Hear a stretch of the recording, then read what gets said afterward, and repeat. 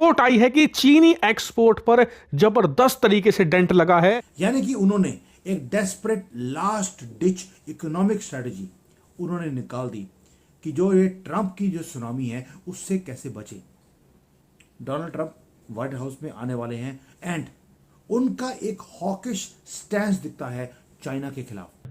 यहाँ पे तमाशा अप्रोच है और सारा बंदा सारे बस वो जिसे कहते हैं बस इनकलाब इनकलाब इमरान खान को छुड़ाना है फलाना। कभी कभी मजहबी इनकलाब आ जाता है, कभी सियासी इनकलाब आ जाता है, कभी कहते हैं हमने फलाने को छुड़ाना है।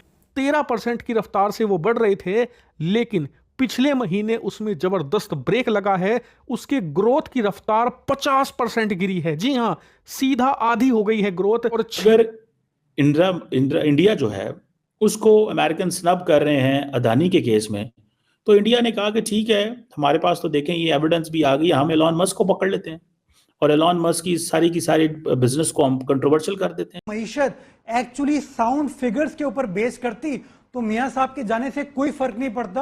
और डॉक्टर ने बिल्कुल सही मिसाल दी है कि आप जापान की तारीख उठा के देख लें, जितना वहां पे पॉलिटिकल टर्मोइल रहता है, हर साल कोई वजीर आजम चेंज होता है, बट उसके बावजूद चूंकि उनके इकोनॉमिक इंडिकेटर जो हैं वो साउंड हैं, वो फिजिबल हैं, सही पॉलिसीज उस मुल्क के अंदर हैं, तो कोई फर्क नहीं पड़ता। तो ये बड़ी बीजिंग के रिसोर्सेज कम होते जा रहे हैं, ग्लोबली आइसोलेटेड होता जा रहा है, ऊपर से इसे तंग किया जाएगा ताकि ये उल्टी सीधी कोई हरकत करे और इसे सैंक्शंस में डुबो दिया जाए परमानेंटली।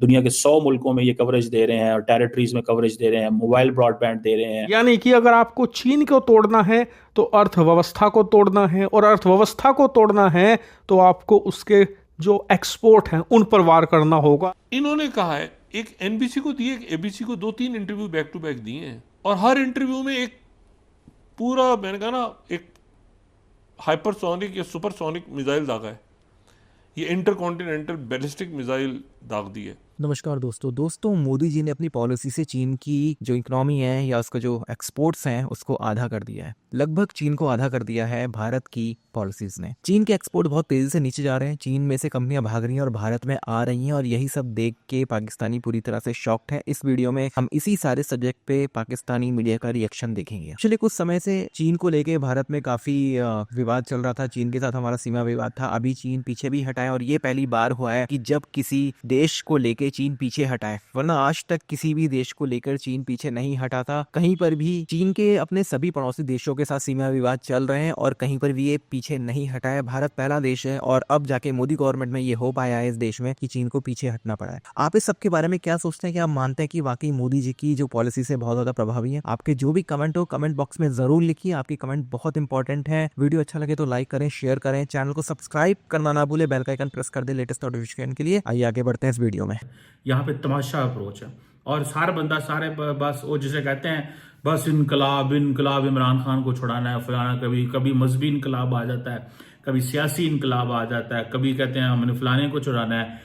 अब जो बंदे मुल्क में काम करना चाहते हैं आप उनको काम नहीं करना देंगे। और अगर अब आप जो इस वक्त पॉलिटिकल सिचुएशन है, आप जरा सी बात इमरान खान के खिलाफ करो, कहता गद्दार हो गया है, फौज का फलाना है, ये फलाना टमकाना है। देखें स्टंटेड ग्रोथ है यहाँ पे, पूरे दिमाग ही नहीं काम करते जिन लोगों के। देखें आप वेस्ट के अंदर चले जाए ना तो वहां पे दे मेड इट श्योर, मुझे पाकिस्तानी बताते हैं अमेरिका के अंदर, जी आप अगर बता दें ना कि आप फूड अफोर्ड नहीं करते तो स्कूलों में आपको खाना दिया जाता है। और खाना इस तू देंदे ने पाकिस्तानियों बेचारे मासूम को क्या पता, उनको पता है कि इस बंदे को घर में रोटी नहीं मिलती, इसको हम 2 टाइम रोटी दें यहाँ स्कूल के अंदर ताकि इसका दिमाग ग्रो करे और ये बाकी बच्चों के बराबर परफॉर्म कर सके। भाईजान वो इसलिए नहीं देते उनको, आपको तरस आता है उनके, उसे पता है कि ये बंदे का अगर दिमाग ही ना ग्रो किया तो ये तो बाकी बच्चों के साथ कंपीट ही नहीं कर सकेगा। तो ये चीजें हैं, ये देखें हमारे साउथ एशिया में, इंडिया में, पाकिस्तान में, बांग्लादेश में, नेपाल में ये प्रॉब्लम है। बच्चे उस तरह ग्रो ही नहीं कर रहे, प्रॉपर फूड ही नहीं मिलती। जब फूड ही नहीं मिलती, वो चीज ही नहीं होती, तो वो कहते हैं ठीक है फिर एनजी मरन दे, इनका दिमाग ही नहीं है। तो इस जिस तरह की हमारी कौम पैदा हो रही है, इनके दिमाग ही नहीं है, तो इन्होंने समझना और सोचना और वो क्या है। सो मुझे एक चीज समझा दें कि अगर चाइनीज भाग गए हैं तो क्या सऊदीज आके पैसा लगाएंगे? अमरातीज पैसा लगाएंगे? नहीं लगाएंगे। खुश हो गए आज सारे वो लोग जो चाहते थे फॉरेनर्स भाग जाएं यहां से।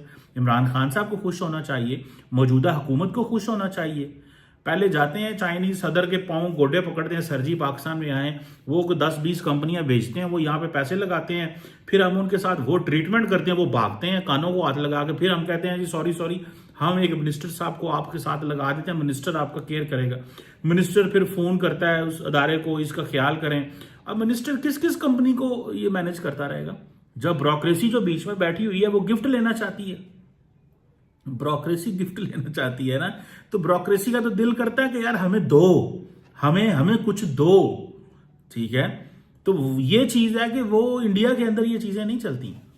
मेरी के इंडिया के अंदर सारे कोई दूध के धुले हुए हैं और कोई ऐसा कोई मसला होगा, नहीं।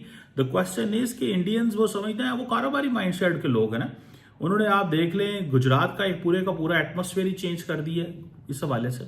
दे ऑल बिलीव इन कि भाई हमें कारोबार करना है, वो गुजरात का माइंडसेट ही कारोबार है। यूपी में चले जाएं, महाराष्ट्र में चले जाएं, जिधर जिधर आप जाएंगे, साउथ में चले जाएं, बेंगलुरु में चले जाएं, हैदराबाद चले जाएं, ये हर जगह चले जाएं, वो कारोबार माइंडसेट से बैठे हुए हैं।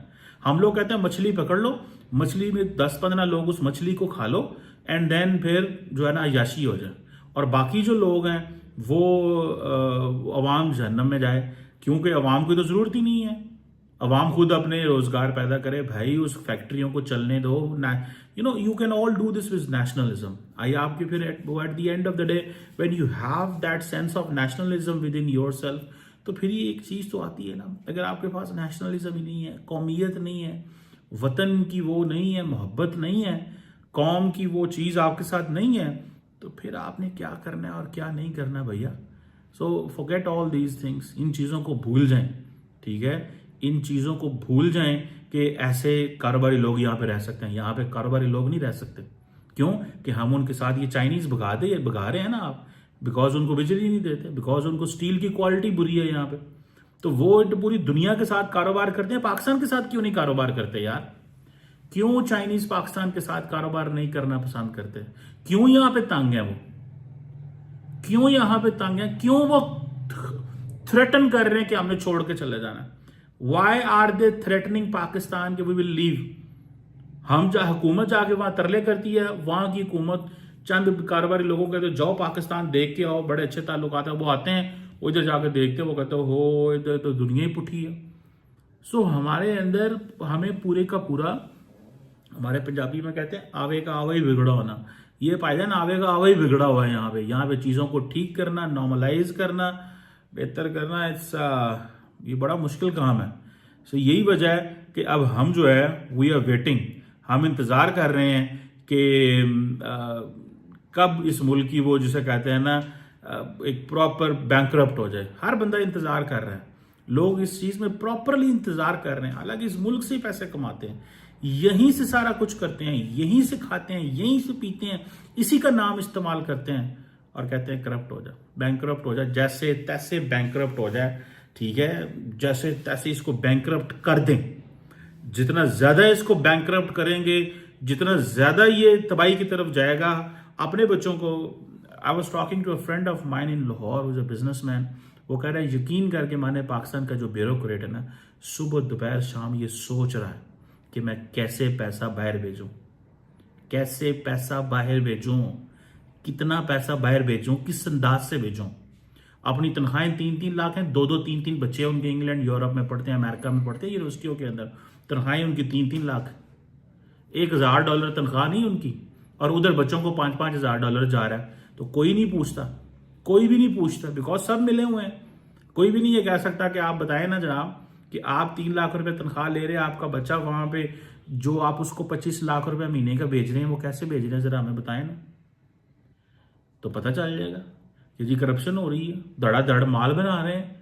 और वो एंड देन जिसे कहते हैं ना, जो लोग अकाउंटेबिलिटी में हैं वो और पैसा कमाते हैं, बिकॉज वो एहतसाब कर रहे होते हैं, वो और डराते हैं लोगों को।